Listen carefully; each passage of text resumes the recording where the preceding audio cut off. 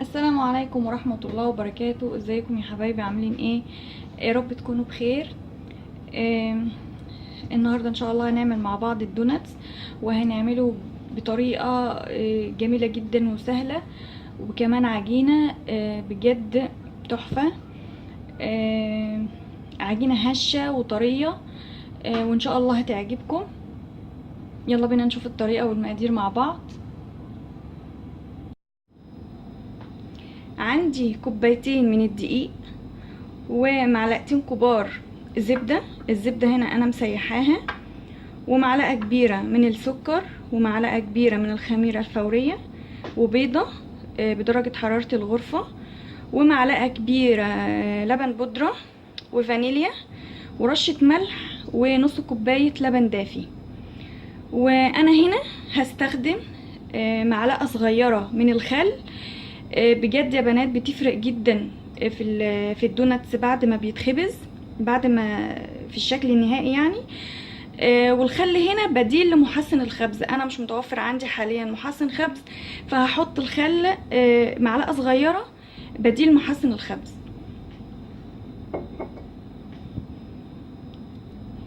يلا نبدأ بسم الله. اول حاجة هعملها هحط معلقة السكر ومعلقة الخميرة،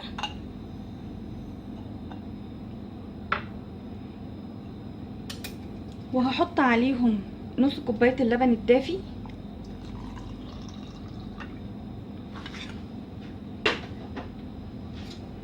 وهقلبهم كويس.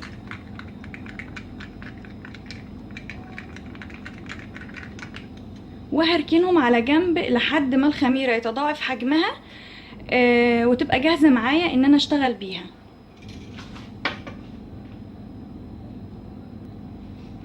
عندي الدقيق بتاعي هنا، هضيف عليه معلقة اللبن البودرة،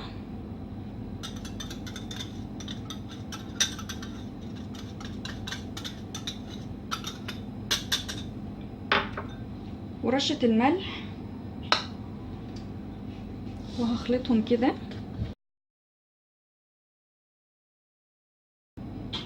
هجيب بقى الخميرة بتاعتي بعد ما تضاعف حجمها كده وعملت لي فوم من فوق، هبتدي اضيفها هنا كده،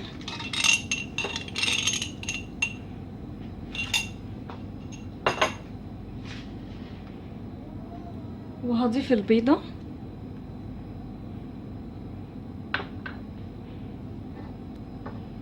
ورشة الفانيليا،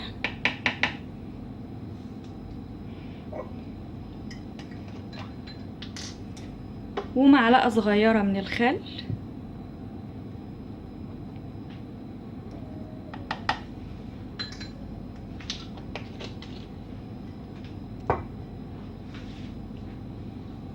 وهخلط.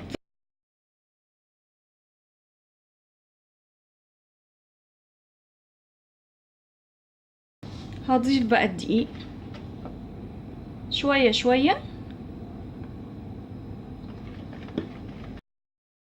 انا هضيف يا حبايبي كوبايتين الدقيق.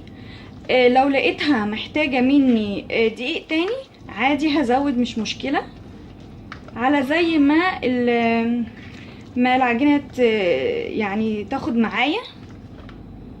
هضيف دقيق،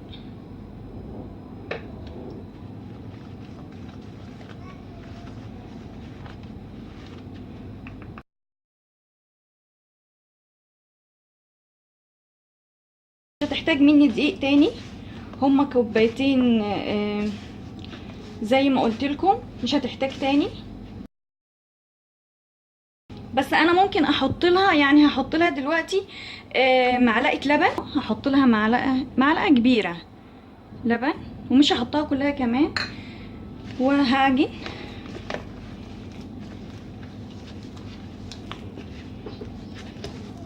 جربوا يا بنات معلقه الخل معاها، بجد هتفرق معاكم جدا في الطعم، هتديكوا نتيجه هايله بعد الدوناتس بتاعكم ما يتخبز.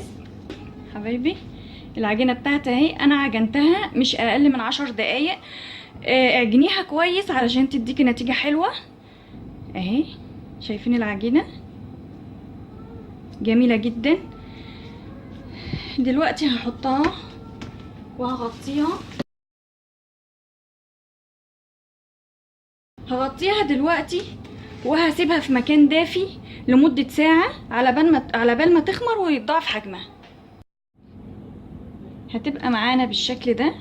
ده شكلها بعد ما اختمرت. هبتدي بقى اخدها كده.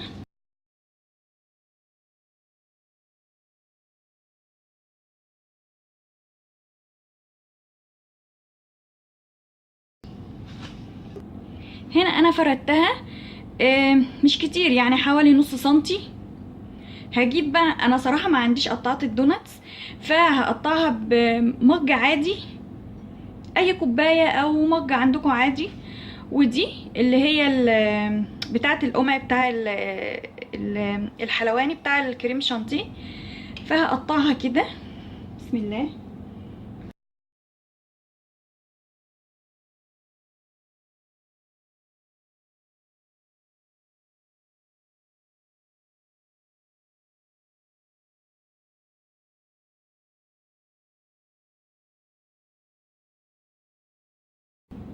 اهي دي شكلها. اي حاجة عندك قطعي بيها مش هتقول لا. ده شكلها. هجيب بقى الصينية بتاعتي وهرص فيها الدوناتس كده.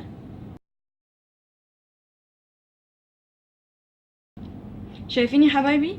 ده بعد ما قطعتها انا حطيتها رصيتها في الصينيه. طبعا انا بحب الدوناتس يكون حجمه صغير كده، فالحجم ده مظبوط بالنسبه لي. انتي براحتك، عايزه تعمليه كبير عايزه تعمليه صغير، كله على حسب راحتك. انا هخلص كل الكميه بنفس الطريقه دي وهغطيه وهسيبه حوالي نص ساعه على بال ما يخمر تاني. بعد ما اختمر معانا اهي، شايفين عليت ازاي؟ عندي هنا حله على النار حطيت فيها زيت.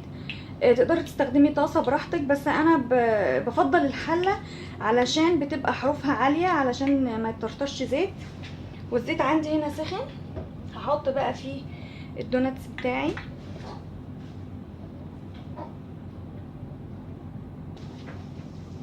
انا هسويه على درجه حراره متوسطه، ما تعليش النار علشان يستوي معاكي من جوه وبره.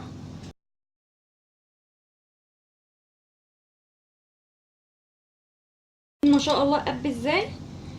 اول ما بتحطيه في الزيت بيتنفخ على طول.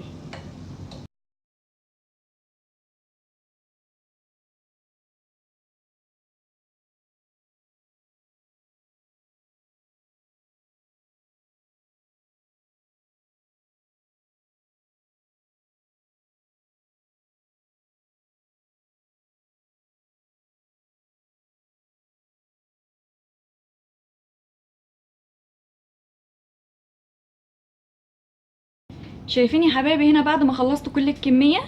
شايفين لونه حلو ازاي؟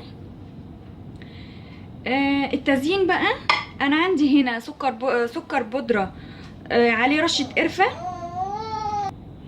وده اللي هو الصوص الابيض اللي هو السكر والبودره، وخففته بمعلقتين لبن عادي وعليهم كمان معلقتين لبن بودره.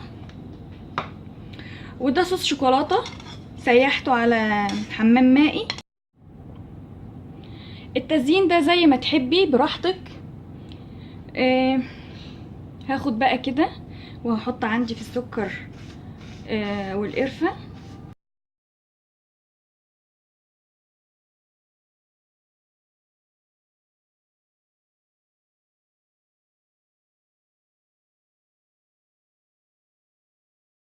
اهو كده يا حبايبي، انتي تزينيه بالشكل اللي انتي عايزاه، بالطريقه اللي تحبيها. يعني قدامك التزيين ده براحتك. بصي يا حبايبي، دي شوكولاته بيضه انا حطيتها هنا في كيس كده، ويا دوب قطعت حته من الكيس صغيره، وهبتدي اعمل كده اهو. وده طبق الدوناتس بتاعنا النهارده.